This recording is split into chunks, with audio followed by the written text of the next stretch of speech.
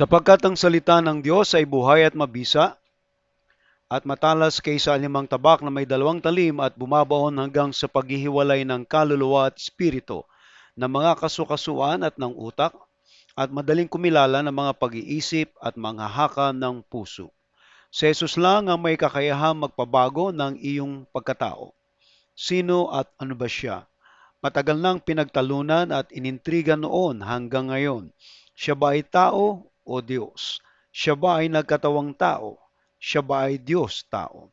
Tunghayan natin ang Ebanghelyo ni Juan sa liwanag ng wikang Aramaic. Buksan natin ang ating Biblia sa Ebanghelyo ni Juan, Kabanata 1, talatang 15. Sa pagpapatuloy po ng ating EAKJ serye, kayo po ay maaaring mag-subscribe sa aking channel, Hill de las Armas, ang pagsasaliksik sa pagkatao ni Hesus Kristo. Kaugnay po ng ating Hill de las Armas YouTube channel ay ang Kristiyanong Pananaw every Sunday 7 p.m. Pagaling at Plaglaya every Wednesday 7 p.m. at Ebanghelyo ayon kay Juan Friday 7 p.m. Okay?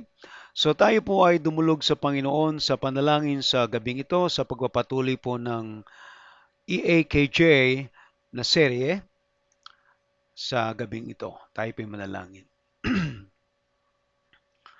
Dakila naming Diyos, maraming salamat po sa biyaya na ipinagkaloob mo sa bawat isa sa amin, sa patuloy mo na pag-iingat, pagkakalinga at patuloy na paggabay. At gayon din sa aming spiritual na pangangailangan ay patuloy kang nagpo-provide at nagkakaloob ng kagalakan, kasiyahan sa aming buhay. Habang kami ay nakikinig, nagbubulay-bulay ng iyong mga salita. Dinadalangin po namin, Panginoon, sa gabing ito ang iyong mga tagapakinig, na naway daluyan mo, O Diyos, ng iyong kagalakan habang sinisiyasat at sinasaliksik ang pagkatao ni Kristo Jesus na aming Panginoon. Dinadalangin namin, Panginoon, sa pangalan ni Jesus, na kami po ay daluyan mo po ng iyong banal na Espiritu at naway paunawa sa amin ang mensahe mo sa gabing ito. Ito po ang aming dalangin sa pangalan ni Kristo Jesus. Amen. Amen. Palakpakan po natin ang Panginoon. Okay, Ebanghelyo ayon kay Juan. Ito po yung ating serye. Please subscribe for notification. Ang Ebanghelyo ayon kay Juan, ang patutuo ni Shaleka Juan kung sino at ano si Kristo sa nakalipas na walang hanggan. Sinulat niya ang tungkol kay Yeshua upang ipaalam sa mundo na siya ang anak ng Diyos, upang maniwala ang tao na may buhay na walang hanggan ang naniniwala sa Kanya, at pabulaanan ang taliwas na pagkaunawa sa Kanyang pagkatao. Okay, ito po yung ating naging tema ng talatang 15. Pinatunayan ni Juan, si Jesus ay mula sa walang hanggan. Sa Juan, Kabanata 1, talatang 15. At ito po yung ating sinusundan na talata. Mula po dun sa talatang 1 ay nagkatawan tao ang salita. Sabi po dito, ang milka ay naging laman. Sa katunayan, nakita namin ang kanyang kaluwalhatian, ang kaluwalhatiang gaya na nag-iisang anak mula sa Ama na punong-puno ng kabutihan at katotohanan. Sa talatang 15 ng Ang Biblia 1905, hango po mula sa Griego at isinalin po ito sa Pilipino. Pinatotohanan siya ni Juan at sumigaw na nagsasabi, ito yung aking sinasabi, ang pumaparitong nasa hulihan ko ay magiging una sa akin, sapagkat siya'y una sa akin. So, marami po tayong version na nabanggit at hindi na po natin iisa-isahin. Subalit, merong pong isang version na taliwas po dito sa mga version na napasalin mula sa Griego, sa Latin Vulgata, at ganun din naman sa salin mula sa wikang Aramaic. At ito po yung ating naging salin sa wikang Aramaic noong nakalipas na isang Friday. Sabi dito, si Juan ang nagpatunay tungkol sa kanya. Sa katunayan, siya ang sumigaw at nagsabi, siya yaong isa na sinasabi ko na nasa hulihan kong dumarating. Siya ay naroon na bago pa ako sa kanya, sapagkat una siya sa akin. So hindi po tinutumbok ni Juan dito na si Jesus ay nauna na doon sa River Jordan at bago dumating si Juan. Sapagkat dito sa talatang to ay kanyang binabanggit sang-ayon kay John the Beloved na itong si Juan ah, na taga-bautismo ay siya yung sumisigaw at nagsasabi, siya yung isa na sinasabi ko na nasa hulihan kong dumarating. So dito sa tagpong ito ay makikita natin yung lohika o katwiran na naroon na si Juan sa River Jordan at siya namang pagdating ni Jesus. Taliwas po dun sa isang version na binabanggit po ng saksi ni Jehovah na si Jesus ay umiral, okay? Abi doon siya ay umiral bago pa siya o bago pa sa akin, ano? So medyo napakahalaga po ng translation na nagmumula sa wikang katutubo ng Biblia sapagkat hindi ko malaman kung saan nagmula ang isang version o translation nito ng BSSK o Bagong Sanlibutan ng banal na kasulatan ng Jehovah Witnesses. Pero ang ating pong pinagbabatayan ng ating salin ay mula po sa orihinal na wika ng Aramaic na siyang winika ng mga alagad at ganoon din ang ating Panginoong Kristo. Kung kaya nga po napakainam na ating malaman yung pinakaugat at pinanggagalingan ng kung ano ba ang nais ihatid ng may akda ng Ebanghelyo ayon kay Juan. At dito sa talatang 15 ay napagtibay po natin na ang tinutukoy ni Juan Bautista dito ay yung kanyang pagpapatunay kung saan nanggaling si Jesus. At dito sa talatang to ay pinatutunayan niya na si Jesus ay galing. Okay? Galing siya sa walang hanggan. At kung paano nalaman ito ni Juan sapagkat si Juan ay isang propeta at ang Diyos ay nangungusap sa propeta sa pamamagitan ng pangitain, ng panaginip at ng audible voice at ganoon nakikipag-usap ang Panginoon sa kanyang mga hinirang na mga tagapagsalita niya. Okay? So yan po yung ating talata na tinalakay noong nakaraang isang biyernes. Okay? So bilang review lamang po dito sa talatang to, yung ating mga tanong pangtalakay, sino si Juan? Siya si Juan Bautista, ang saksi. Siya ang sumisigaw sa ilang. Anong sinabi ni Juan tungkol kay Jesus? Siya yung isa na sinasabi ko na nasa hulihan kong dumarating. Siya ay naroon na bago pa ako sa kanya sapagkat una siya sa akin.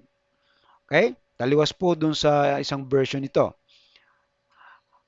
Ikatlo, ano ay yung paglalarawan ni Juan kay Jesus? Siya ay naroon na bago pa ako sa kanya. So, ano yung naroon na siya? Si Jesus ay nasa walang hanggan na bago pa ipinanganak si Juan. Bakit sinabi ni Juan na nauna na siya? Sapagkat una siya sa akin. So, ano ang nais patunayan ni Juan tungkol kay Jesus? Siya si Yahuwah sa kapahayagan ni Yehoshua. Kung ating tataludturin o tinatawag nating itatrack mula po sa lumang tipan, na kung paano nagpakilala ang Diyos sa bayang Israel at sa kanyang mga hinirang na lingkod katulad ni Moses, ay nagpakilala siya doon sa burning bush, yung nagliliyab na puno. Ano? At doon ay nagtanong si Moses kung sino ang aking sasabihin na nagsugo sa akin sa mga Israelita. Ang sabi doon ng Panginoong Diyos ay, ako'y si ako nga. I am that I am.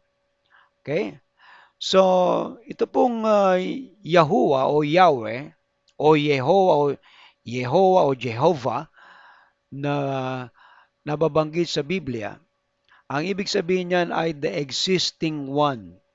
Siya na nananatili na noon sa walang hanggan at mananatili sa hinaharap. At yung Yehoshua ay mapupunan natin na hindi nagkakaiba maliban lamang dun sa Shin. Okay, yung Shin, yan ay manifestation ang symbol ng letrang yan. Kaya kung titingnan natin si Yahuwah ay nagmanifest sa pamamagitan ng Yehoshua. Walang iba kundi si Yesu Kristo. Amen? Okay, buurin po natin. Number 1, si Juan ang nagpapatunay na si Jesus ang Diyos na nagkatawang tao. Nabanggit ni Juan, hindi siya karapat-dapat magkalag ng kanyang sandalyas. Dito ay pinatutunayan lamang na nitong si Juan na bagamat magkamag-anak sila, ay narito yung kanyang tinatawag na pagkilala sa katauhan ni Kristo Jesus, kung sino siya. Yung binabanggit niya na hindi siya karapat-dapat kahit man lamang magkalag. Ibig sabihin, ay kinikilala ni Juan ang katauhan ni Yesu Kristo, kung sino at ano siya. Okay? Ikalawa, nakilala ni Juan kung saan nanggaling si Jesus at isinigaw nito kung anong tunay na katauhan ni Jesus. Ikatlo, kaya ang patunay ni Juan na si Jesus ay kaisa-isang anak ng Diyos na nagkatawang tao. Ano po yung aral natin sa talatang to? Si Jesus ay naroon na sa walang hanggan bago pa magkatawang tao. So ito po yung prinsipyo, ito po yung nahalaw mula dito sa talatang to na pinatutunayan ni Juan Bautista. Okay? At itong nagpapatunay na to, nagpapatotoo o sumasaksi ay mga first witnesses. Sila yung unang hayagang nakakita sa katauhan ng ating Panginoong Kristo. At hindi magsisinungaling ang mga saksi sapagkat sila ay mga naroon sa panahong yon na si Kristo Jesus ay nagpabautismo sa kanya sa River Jordan. Okay? Now, ito po yung tema natin. Pinatunayan ni Juan, si Jesus ay mula sa walang hanggan. So dito po sa talatang to at sa tema nitong ating paksa ngayon, ay pinakakabuuan na to. Ibig sabihin, ito po ay kabuuan ng talatang 15. At ito ay bumubuo ng ating paniniwala na kung si Juan Bautista nagpapatunay na si Jesus ay mula sa walang hanggan, ano naman kaya ang ating pagkaunawa na si Jesus ay mula sa walang hanggan? So ito ay nagpapahayag lamang sa atin na ang ating Panginoong Kristo ay Diyos na nagkatawang tao. Kung hindi man tinatanggap ito ng mga iglesia ni Kristo, ng saksi ni Jehovah, ng Seventh Day, ng Mormons, not Seventh Day, ng Islam, wala na tayong magagawa sa kanila. Sapagkat ang mga binuhay lamang ang Espiritu ang tumatanggap sa katauhan ni Yesu Kristo. Sapagkat hindi mo pwedeng ihiwalay ang pagkadiyos at ang pagkatao ni Kristo sa iisang lalagyan. Kaya nga ito ay unique, kaisa-isang anak ng Diyos. Ngayon, doon sa mga terminology na ating ginagamit na bakit merong ama, may anak at may banal na spirito. Yan ba ay tatlong Diyos? Hindi po. Iisa lamang ang Diyos at may tatlong persona. Katulad mo din naman bilang isang tao. Okay? Lagi po nating naihalimbawa na ako, pwedeng tatay, pwedeng anak, at pwedeng kapatid. Tatay ako kasi meron akong mga anak. anak ako kasi meron akong tatay. At kapatid ako kasi meron akong mga kapatid. Hindi nangangahulugan na ako'y tatlong tao. Iisa rin ako. Kaya lang yung aking function ay magkakaiba. Bilang tatay, dahil may mga anak ako, at bilang anak, kasi meron akong mga magulang, at bilang kapatid, dahil meron akong mga kapatid. So yan po yung tinatawag nating simpleng ilustrasyon para maunawaan ng tao kung ano ang Godhead, ang Diyos, na iisang Diyos sa tatlong persona. Okay? Ngayon, kung hindi pa rin matanggap nila ang ganitong katuruan, wala na tayong magagawa sa kanila. Sapagkat tanda natin, ang maling paniniwala ay magdadala sa iyo sa maling pagpapahalaga at maling pamumuhay. Kaya nga yung mga hindi tumatanggap na si Jesus ay Diyos na nagkatawan tao, ay tao lang talaga ang tingin nila kay Jesus. Isang tao, isang propeta, isang mabuting tao. At saan ka nakakita na tao na nagsalita na binibigyan ko sila ng buhay na wala hanggan? Kung tao lamang siya, hindi kanya mabibigyan ng buhay na wala hanggan. Dahil ang tao ay may hangganan ng buhay. So nakapaloob sa katauhan ni Hesus Kristo ang kanyang pagkadiyos at ang kanyang pagkatao. 100% God and 100% man. Walang separation, walang mixture, no confusion. And the only thing people need to do is to believe, paniwalaan ang kanyang katauhan. Mula Genesis hanggang Revelation, intact. Okay? Ang manifestation ng katauhan ni Kristo. Kaya isa lamang hamon dito sa mga hindi naniniwala na si Kristo ay Diyos, ay hindi kayo bibigyan ng taong Kristo ng buhay na wala hanggan. Sapagkat walang tao na magbibigay ng buhay na wala hanggan. Amen. Palakpakan natin ng Lord. Okay? So dito, isineset natin yung foundation kasi pagka nagkamali na po tayo ng paniniwala na kung sino at ano si Jesus, magkakaroon tayo ng problema sa buhay natin. Okay? At malamang maghahanap ka pa ng ibang Diyos. Tanong, paano pinatunayan ni Juan na si Jesus ay mula sa walang hanggan? Okay? Ito po yung ating pagpapatuloy. At itutuloy na po natin itong nakalipas nating naputol na sagot dun sa ating tanong. At ito po yung napakaganda nating sagot sa tanong na to. Paano? Sapagkat siya, yaong nag-iisa. Okay? Sa salitang ano po, yung nag-iisa ay meron pong nabanggit dito sa interlinear si Dr. Paul Yunan, isa pong Aramaic scholar. Yung salitang eka-daya, hindi po pala ekayada, kundi eka-daya mula sa salitang ekad, meaning one. Sabi niya, it is a beautiful theological term employed by many Eastern theologians and poets. It literally means the one. Okay? Yung definite article na the one, meaning makikita natin nag-iisa lang talaga yan. Kaya nga kakaiba siya nag-iisa lang. At lagi natin nababanggit, kakaiba siya sa Diyos kasi tao siya. Kakaiba siya sa tao kasi Diyos siya. Kakaiba siya sa mga anghel kasi Diyos, tao siya. So, ito yung tinatawag ng the one na nag-iisa lamang talaga. Okay? Now, doon sa 1.15 ating tinatalakay, ay babalik lang natin kasi uh, sapagkat siya yung nag-iisa talaga. Okay? Si Juan ang nagpapatunay tungkol sa kanya, sa katunayan, siya ang sumisigaw at nagsabi, siya yaong isa na sinasabi ko na nasa hulihan kong dumarating.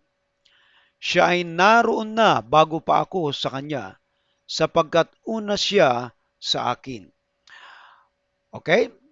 Tingnan po natin yung salita dito sa huling parirala nitong text natin, ano, siya ay naroon na. So ano po yung pinatutunayan ni Juan dito na siya ay naroon na? Okay? Bago pa ako sa kanya. Anong reason niya? Sapagkat una siya sa akin. Alright? So ano po yung pinatutunayan ni Juan dito kung ating actually na kumbaga na ibulgar na po natin o naisambulat na natin yung talatang yan, atin na nagalugad yan, at sa mga pananalita ni Juan dito ay naroon ang kanyang kaisipan tungkol sa katauhan ni Kristo kung saan siya nagmula. At nagmula siya sa walang hanggan. Okay? Ibig sabihin, naroon na siya. Buhay na siya. Sapagkat una siya sa akin. Okay? So, kung titingnan natin, unang ipinanganak si Juan at una rin kinausap ng anghel si Elizabeth kaysa kay Maria at bago ipanganak si Jesus. So, ano tinutumbok niya ditong una siya sa akin? Hindi naman pwede sabihin natin una siya doon sa River Jordan kasi naroon na si Juan sa River Jordan na nagbabautismo at saka dumating si Jesus. So dito pinatutunayan lamang niya yung pinagmulan ni Kristo Jesus na ating Panginoon. Na naroon na siya. At doon sa Juan 1:1 ay napakalinaw ng pagkakasaad ni John the Beloved. Okay, sa pasimula ay naroon ng milta. Okay? At ang milta ay kasama ang Diyos. At ang milta ay siyang Diyos. So doon ang paglalarawan ng milta ng salita. At pagdating ng 14 ay nagkatawan tao ito. At dito sa 15 ay narito yung isa pang nagpapatotoo, nagpapatunay. Okay? Tungkol kay Jesus. Ang tanong ay sino yaong nag-iisa? Ay walang iba kundi si Jesus, si Yeshua. Yung pong Jesus ay translation po sa Pilipino mula po sa Griego na Jesus. Okay? Wala pong J sa Greek. Kaya yan Jesus ang pronunciation. At ang mga German lang ang naglagay ng J. Kaya meron Jehovah. Right? Sa atin ay Jesus, H ang dyan, sulat. Kaya lang, hiniram na rin natin yung letter J. Ang binasa mo Jesus, Sa atin, Jesus. So, napaka-importante ng mga letra kahit sa Hebreo at Aramaic. Kasi yan ay isang letra lang ay napakaraming kahulugan. Kaya yung pag-aaral ng Biblia ay napakainam na talagang yung original language ay dapat nalalaman din ng isang tagapagsalin o isang tagapangaral ng salita ng Diyos sapagkat kung ang ikaw ay salat sa pagkaunawa sa original na lingwahe, ay ewan ko kung anong authority meron ka kapag ikaw ay nagtuturo ng salita ng Diyos. Okay? Kaya ang pag-aaral ng Biblia ay kailangan po babalik ka doon sa original language. Alright? Now, saan tayo? Si Jesus, siya ay mula saan? Sa walang hanggan. At pinatunayan na to ni Juan mula doon sa talatang 1 at hanggang sa 14. Okay? At doon sa 1, makapunan na po natin na doon sa walang hanggang pasimula, nag-e-exist na siya. At siguro magtatanong tayo, paano nangyari yun? Itong talatang 1, napakalinaw na nga yung pinagmulan niya. Galing siya sa walang hanggan. At tayo, bilang mga tao, kailan lamang tayo lumabas? Mga 21st o 20th century. Samantalang tong si Jesus na ating Panginoon tagapagligtas na si Yahuwah, ay naroon na sa walang hanggan bago pa nilalang ang mundo. Kaya paano mo sasabihin siya tao lang? Kung sasabihin mo siyang tao yan, isang malaking panglalait at isang malaking pagsisinungaling ng mga tagapagturo na nagtuturo na si Jesus ay tao lang. Okay? Kaya nga, kung mapapabulaanan nila itong talatang 1 at 14, na yung salitang yan, walang iba kundi si Jesus na nagkatawang tao, pabulaanan nila na hindi totoo yan. Sapagkat dito sa talatang to, napakalinaw ang sumasaksi, no? At dito sa talatang 1 ng 1:11, siya ay kasama ng Diyos. Actually, kasama niya ang Diyos. Okay? Kasama niya ang Diyos. Pag sinabing kasama, face to face yan. At siguro mag-iisip tayo, paano kaya nangyari yan? Kasi yung lingwahe ng nating mga tao at kung paano tayo mag-isip, ay hindi naman katulad ng Diyos kung paano siya mag-isip. Tayo ay, kumbaga, umuugnay lang sa Kanya. At ginamit niya ang lingwahe ng tao para makilala natin siya at maunawaan natin yung kanyang kalalagayan sa walang hanggan. Pag nag-isip ka ng tao, para sa Diyos, ay hindi mo talaga siya maintindihan. At sasabihin mo talagang tao lang yan. Pero kung mag-iisip ka ng kaisipan ng pang-Diyos, katulad ng sinasaad dito ng may akda na si John the Beloved, ang isip niya, grabe yung isip niya, napakalalim, napakataas. Pero lingwahe pa rin ng tao ang ginamit. Bakit? Kasi ito yung lingwahe na ating maunawaan ng Diyos. Ngayon, lingwahe na ng tao yan, ay madali na nating maintindihan yung lingwahe ng tao. Kaya kung naunawaan yung salitang sa pasimula, sa walang hanggan ay salita, sa pasimula ay salita, at ang salita ay kasama ang Diyos. Okay? Literally kasama ang Diyos. At ang salita ay ang Diyos. Okay? And then, ikatlo, siya yung kapahayagan ng Diyos. Pagdating doon sa 14. Kaya si Jesus, siya mula sa walang hanggan, yan ang pinapatunayan ni Juan. Amen. Kaya purihin ang Diyos at hindi tayo mailalayo at hindi tayo maililihis ng kung sino mang mga nagtuturo ng Biblia na itinatatwa ang pagkadiyos ni Kristo. Sapagkat yan ay isang malaking kasinungalingan na itinuturo nitong mga bulaan tagapagturong ito kuno na hawak ang Biblia pero hindi naman nila naunawaan ang katauhan ni Hesus Kristo. Pilit sila naghahanap na sinabi ba ni Kristo na siya ay Diyos? Ipakita mo sa amin. Kung nag-aaral ng Biblia itong mga to, pati konteksto dapat malalaman mo. Hindi niya sinasabi na siya ay Diyos, pero yung kapahayagan ng Diyos ay naroon sa Kanya. Okay? Dahil kung sasabihin niya siya ay Diyos, talagang papatayin siya ng mga tao, pagbababatuhin siya ng mga religious leader na hindi pa sa panahon. Kaya yung konteksto ay napakahalaga na siya sa atin. Lalo na yung teksto. Sapagkat yung hawak-hawak natin ngayon ay translation lamang. Minsan, ang translation na dadagdagan at nababawasan. Sa ibang salin, nakita natin, sapagkat una siya sa akin, bago pa ako ipanganak.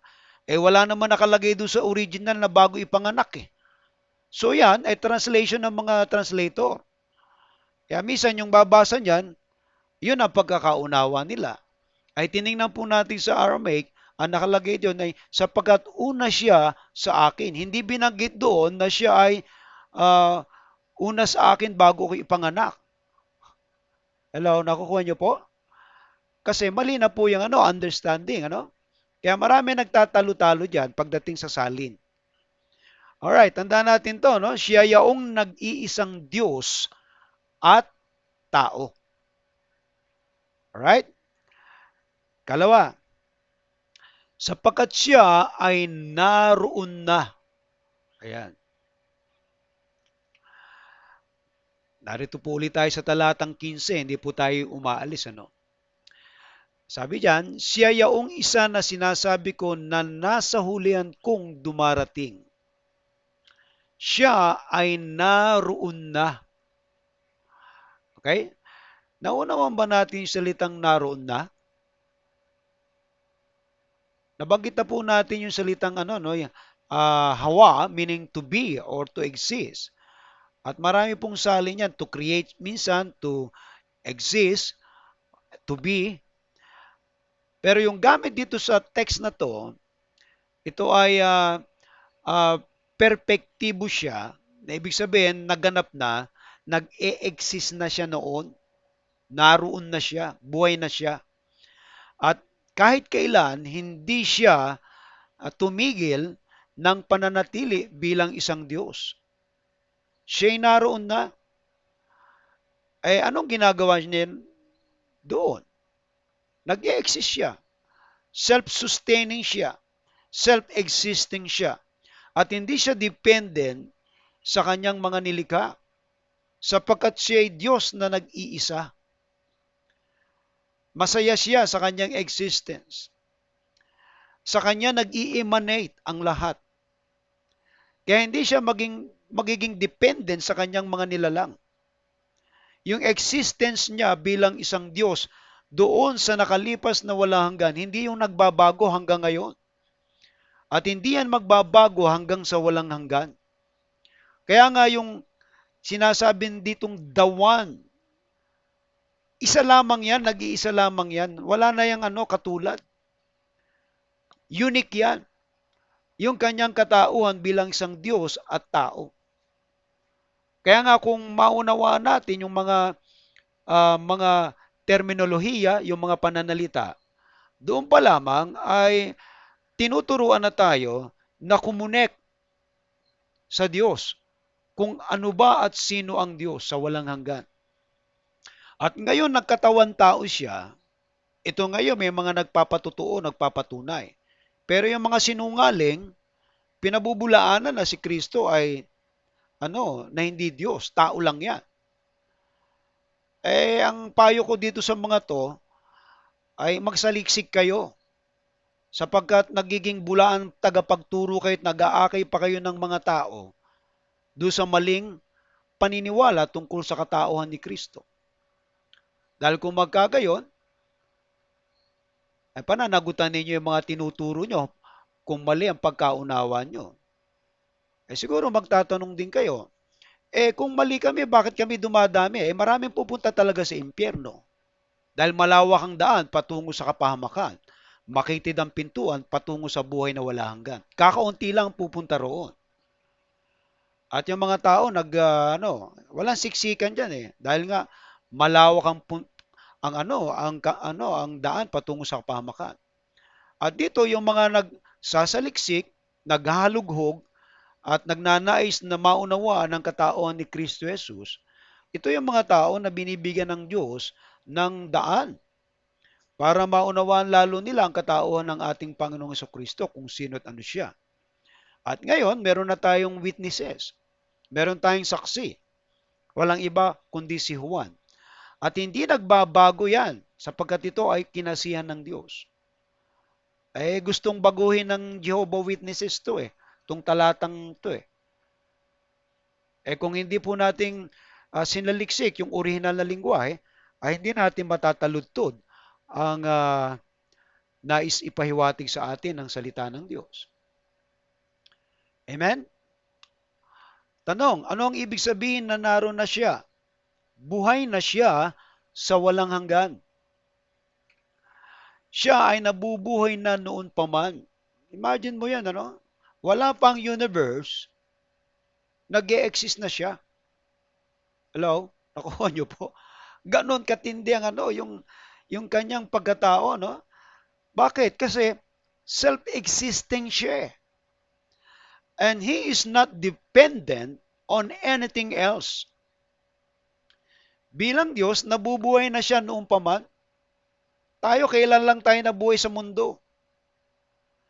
Pagkatapos, mamaliin natin yung tinuturo ng Biblia. Ito nagtuturo na si Kristo ay tao lang, ay talagang mag-aral kayo. Sapagkat marami kayong aakayin sa impyerno niyan tungkol sa pagkakilala sa pagkatao ni Jesucristo. Naroon na siya, nabubuhay na siya noon.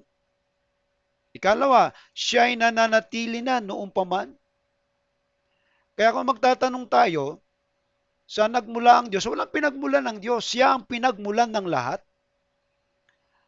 Okay? Ibig sabihin, lahat ng nakikita mo, lahat ng maiisip mo, lahat ng mahahawakan mo at maapakan mo, nagmula sa Kanya yan kasi naroon na siya. At lahat ng nayan na sa universe, dependent sa Kanya. Hindi siya dependent doon sa Kanyang mga nilalang. Ang mga nilalang ang umaasa sa Kanya. Hello? Amen? Lakpakan natin ng Lord.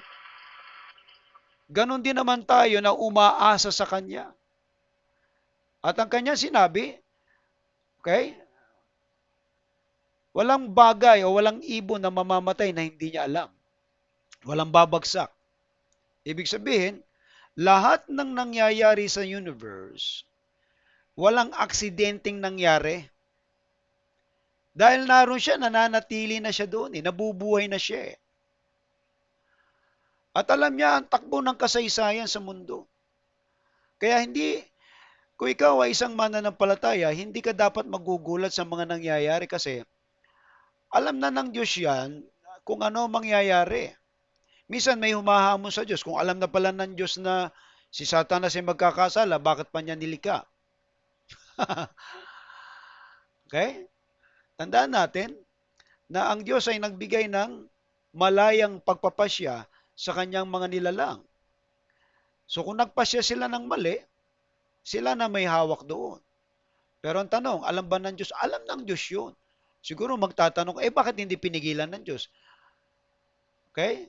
Kung hindi pinigilan ng Diyos, kung pinigilan ng Diyos, di walang Kristong darating para magligtas. Ang Diyos ang may hawak ng kasaysayan at wala tayong pakailam kung paano niya patakbuhin ang kasaysayan sa universe. Sino kung magtatanong sa Diyos, bakit hindi pinigilan? Anong pakailam mo? Yung bang luwat, meron bang karapatan doon sa magpapalayok na wag mo kong gawin ganito? Kung anong gusto ng magpapalayok doon sa hitsura ng palayok, yun ang mangyayari. Ito lingwahe na ng tao para maintindihan natin kung ano ang patakaran ng Diyos. Kung ano ang gusto ng Diyos mangyari, yun ang magaganap. Yun ang kalooban niya. Wala tayong control dyan eh. Hindi natin pwedeng kontrolin. Bakit? Ay naroon na siya, buhay na siya noon eh. Lahat ay nagmumula sa Kanya. Okay? Katlo, siya ay bukal ng lahat ng may buhay. Imagine mo lahat ng may buhay. Buhay mo nakasalalay din sa Kanya. Hindi ka mabubuhay kung wala siya. Kaya wala tayong dapat ipagyabang, mga kapatid. Yung mga mayayabang nagmamalaki sa kanilang kapangyarihan, sa kanilang pera, sa kanilang mga ari-arian, sa kanilang talino. Wala yan. Lahat yan galing sa Diyos. Ang daling alisin ng Diyos sa iyo yan. Amen?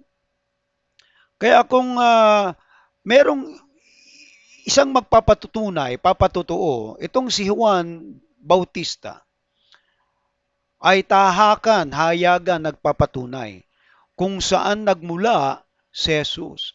Galing siya doon sa wala hanggan. Buhay na siya. Nananatili na siya. At siya yung bukal ng lahat ng may buhay. Lahat ay nagmula sa Kanya. Kaya wala kang dapat ikatakot kung ano mangyayari sa buhay mo kasi ang Diyos ang may hawak ng buhay ng lahat. Ang hinihiling ng Diyos sa atin ay luwalhatiin natin siya. Yun lang, ganun kasimple. Ikaw ba'y nakapagpasalamat na sa araw na to? Hello? Naalala mo ba ang linggo? Pag linggo, ikaw ba'y sumasamba?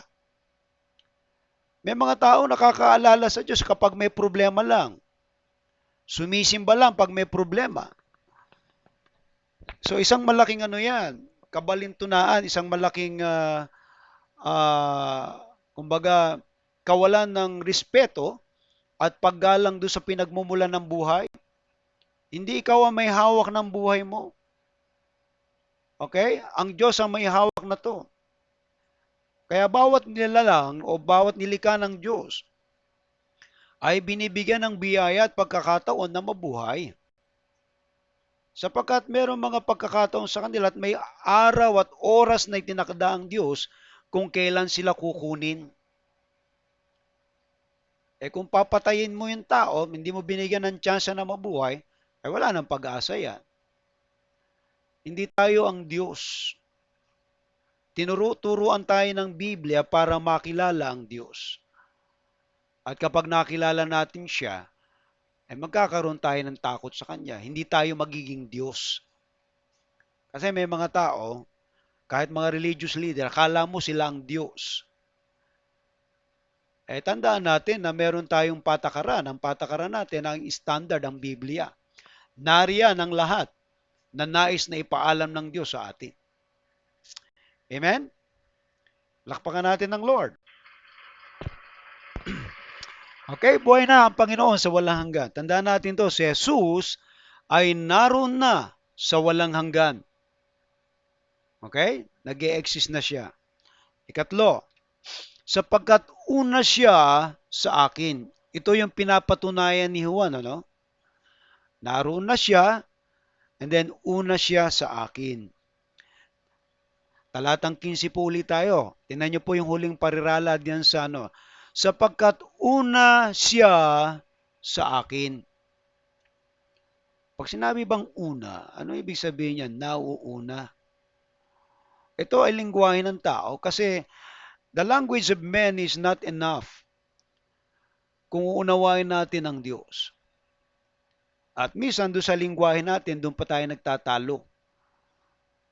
Okay?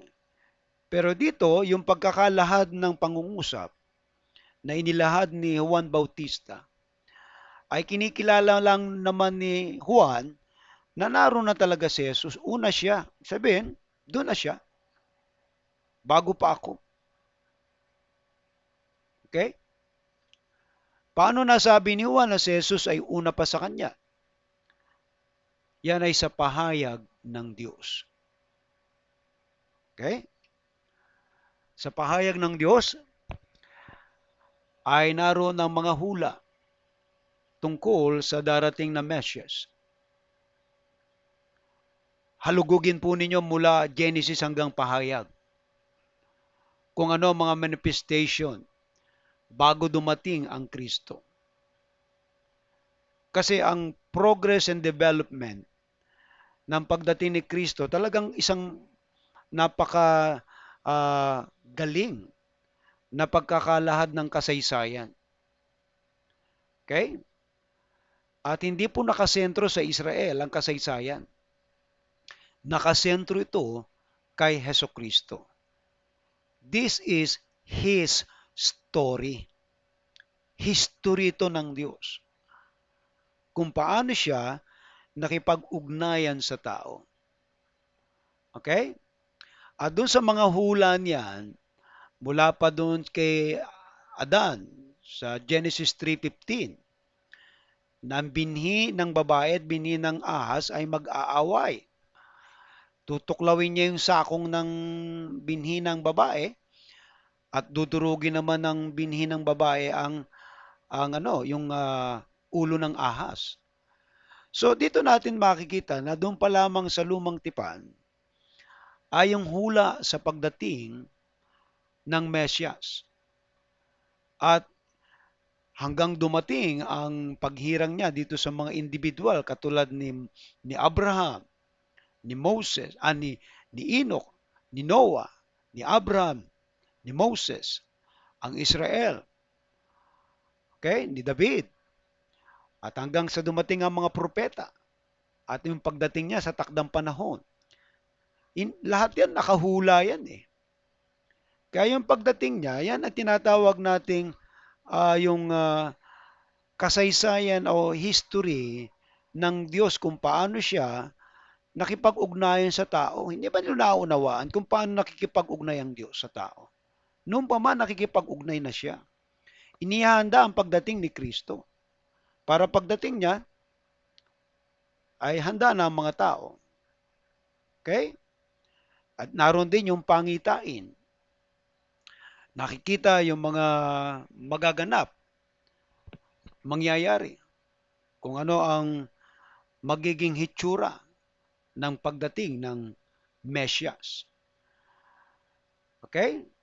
At sa pangitain niyan ay yung mga paghahandog ng mga hayop, okay, na ginagawa ng mga Israelita nung mga unang tao nung unang panahon na may kaugnayan sa Diyos, ay nagpakita ang Diyos ng ng mga pangitain na magaganap na ganito ang mangyayari. Na kung paano kinakatay ang hayop, ganun din mamamatay ang Mesyas. At kahit sa panaginip, ay nangungusap ang Diyos sa mga propeta, sa kanyang mga hinirang.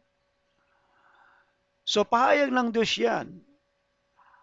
At yan ang paghahanda niya para sa pagdating ng Mesyas ay handa ang tao. Amen? Kaya lang nung dumating nga siya, sa halip na tanggapin siya ay itinakwil siya ng kanyang mga kababayan, yung kanyang lahi na pinagmulan. Tandaan natin, hindi ang Israel ang sentro ng kasaysayan. Si Heso Kristo ang sentro ng kasaysayan. Sa lumang tipan at sa bagong tipan. Ang Israel ay kumbaga'y piniling bansa. Ginamit sila ng Diyos para sa pagmumulan ng Mesyas. Pero ito ay inihanda ng Diyos para sa lahat ng kanyang hinirang. Yung mga pinili niya na maliligtas. Amen? Now, handaan natin, ano? Sa pamamagitan ng kapahayagan ng Diyos kay Juan na si Jesus ay Diyos, ang Diyos na nagkatawang tao. Ito daw yung kapahayagan ng Diyos kay Juan. Na si Jesus ang Diyos na nagkatawang tao. Okay? So ito ang hamon natin ngayon, ano? Dito sa talatang to na ating tinalakay ngayon. Tinatanggap mo ba ang katauhan ni Jesus? Naniniwala ka bang galing siya sa walang hanggan? Tinatanggap mo ba ang patunay ni Juan? So ito isang hamon sa atin. Malamang may nakikinig ngayon na hindi umaagree o hindi sumasang-ayon sa aking sinasabi. Huwag mo akong sang-ayunan, pero sang-ayunan mo ang sinasabi ng nagpapatotoo. Sapagkat bauna siya sa akin. Okay? Bago pa ako, naroon na siya. Ay sino nagsasalita dyan? Yung hinirang sinugo ng Diyos. Kaya kung tinatanggap mo ang katauhan niya at naniniwala ka tinatanggap mo ang patunay ni Juan, ay tinanggap mo na ang buong pagkatao niya. Siya ang Diyos na nagkatawang tao. Okay? Tayo ay naniniwala na si Jesus ay tao, pero siya ay Diyos. Hindi niya siya pwedeng paghiwalayin. Okay? Dahil pinaghiwalay mo yan, magkakaroon ka ng problema. Anong problema ang pwede mong kaharapin? Ang sasabihin mo si Jesus ay tao lang, propeta lang, sugo lang. Okay? At malamang maghahanap ka ng Diyos. At sino yung Diyos na hahanapin mo? Sapagkat yung Diyos na ipinakilala ni Jesus, ito yung Diyos, Ama. Okay? At bilang tao, para makaugnay tayo sa Kanya, tumatawag tayo sa Ama. At ito'y sa pamamagitan ng anak, sa kapangyarihan ng banal na Espiritu. Bakit? Sapagkat yan ang prescription na binanggit ng Panginoong Yesus. Na yung mga bautismuhan sila sa pangalan ng Ama, ng Anak, at ng banal na Espiritu. Dahil kung hindi gayon, ay hindi sana binanggit ng Panginoon na bautismuhan sila sa ganung pangalan. Amen? Pakpakan natin ng Lord. Okay, tandaan natin to, huli na to, no? Ang patunay ni Juan bilang sugo mula sa Diyos na si Jesus ay mula sa walang hanggan ay katotohanan. Wala pong kasinungalingan yan. Okay? Kaya kung meron mang nagnanais na baliin ang talatang to, ay maghanap kayo ng paliwanag pa dito sa talatang to kung si Juan ay nagsisinungaling sa kanyang sinasabi. Sapagkat kung siya ay nagsisinungaling, ay hindi natin papaniwalaan ang kanyang patunay. Pinatunayan niya at nasaksihan ng maraming saksi. So bilang tao, yung kanyang patunay ay tinatanggap natin sapagkat siya ay naroon sa panahong yun. Pero bago pa nung panahong yun, kilala na niya kung sino si Yeshua, si Jesus. Siya yung Diyos na nagkatawan tao. Kung hindi mo pa rin matanggap, wala na akong magagawa sa iyo. Okay? Sapagkat ito yung basihan ng ating paniniwala. Amen. Okay? Muli sa ating pong Ebanghelyo ayon kay Juan, every Friday, please subscribe for notification. Huwag niyong kalimutan mag-like o mag-comment. Kung meron po kayong katanungan tungkol sa seryeng ito, pwede po kayong magtanong base dun sa ating tinalakay. Okay? So, yun po ang ating paksa ngayon. Pinatunayan ni Juan na si Jesus ay mula sa walang hanggan. Okay, tayo po ay magpanalangin pangwakas. Ilingin natin sa Diyos na tayo po ay patuloy na tulungan na mas maunawaan pa. At doon po sa mga hindi pa naniniwala na si Kristo ay Diyos na nagkatawang tao, ay ito na yung pagkakataon na tayo ay merong basihan ng isang paniniwala. Tandaan nyo po, yung mga nabasa nyo na sinasabing na ako'y tao lang, okay? Ako'y may butot laman. Tinatanggap po natin yan. Talaga naman siya 100% tao. Pero yung pagka-Diyos niya, hindi mo nakita. Okay? Dahil yung tao, hindi siya magbibigay ng buhay na wala hanggan. Yung Diyos, yun ang mayroong buhay na wala hanggan. At yung kanyang katauhan, na 100% na Diyos at 100% na tao, hindi po naghihiwalay yan. At hindi yan magulo. Okay? At kahit kailan, wala yung confusion. Okay? Sige po, tayo manalangin.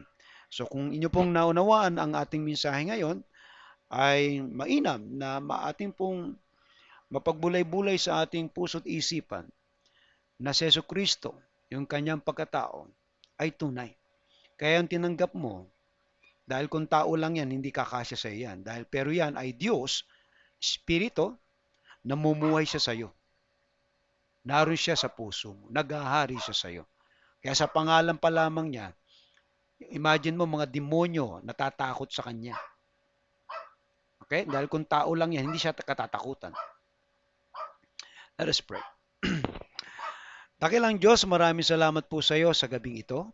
Aking dinadalangin, Panginoon, ang aming mga tagapakinig ngayong gabi ay natuto, nakaunawa tungkol sa pinatunayan ni Juan kung sino si Jesus. Siya ay mula sa walang hanggan. Kaya nagpapasalamat kami, Panginoon, sapagkat yung tinanggap namin ay buo. Walang iba kundi si Jesucristo na Panginoon at tagapagligtas, na siya naghahari sa aming buhay. Ang aming ticket ay ang kanyang pangalan. At salamat, Panginoon, sapagkat binigyan mo kami ng kapangyarihan laban sa anumang gawa ng kaaway. At hindi kami malulugmok, hindi kami matatalo, sapagkat ang pangalan ni Jesus na nasa amin ay patuloy na nagliliwanag. Ito ang aming kapangyarihan, ito ang aming kapayapaan, ito ang pagpapala sa amin na si Kristo Jesus ay manatiling buhay sa aming buhay. Salamat, Panginoon Jesus. Ipinaunawa mo ang katauhan mo sa amin. Kaya kami, Panginoon, ay patuloy na maglilingkod sa iyo, patuloy na susunod sa iyo. At ang pangalan mo, natanyag sa buong universe, patuloy naming iwawagayway, ibabandila sa mundo. Sa pangalan ni Jesus ay gagapihin namin ang gawa ng kaaway. At ang salita mo, Panginoon, ay aming maituro na may kalayaan. Lord, I pray sa pangalan ni Jesus, yung mga tagapakinig mo, O, sino man sila, saan man silang relihiyon kaanib, ang relasyon kay Kristo Jesus ay napakahalaga na kung siya'y tatanggapin bilang Panginoon tagapagligtas, meron silang buhay na wala hanggan. Salamat po, Panginoon, sa kapayapaan. Salamat po sa lahat. Aming dinadalangin, Panginoon, ang pagpapala mo ay dali mo sa amin at ang pag-iingat sa pangalan ni Jesus. Amen and amen. Palakpakan po natin ng Panginoon. Praise the Lord. Okay? See you po on next Friday ng Ebanghelyo ayon kay Juan. God bless you and see you.